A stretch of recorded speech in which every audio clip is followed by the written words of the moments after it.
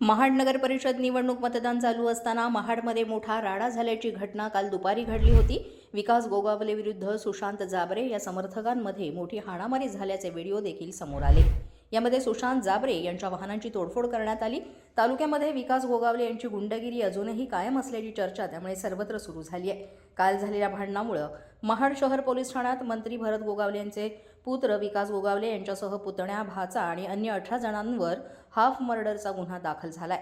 सविस्तर वृत्त असं की फिर्यादी सुशांत जाबरे हे आपल्या चालक आणि बॉडीगार्ड सोबत महाड नगर परिषद निवडणुकीचा आढावा घेण्याकरिता आले असता आरोपी यांनी संगनमत करून फिर्यादी आणि इतर लोकांना शिवीगाळ करून जीवेठार मारण्याची धमकी दिली। तसंच सुशांत जाबरे यांचे बॉडीगार्ड यांची रिव्हॉल्वर खेचून घेतली आणि बॉडीगार्डच्या अंगावर रिव्हॉल्वर दाखवून तुमचा आज गेम करतो असं बोलून जीवेठार मारण्याची धमकी दिली।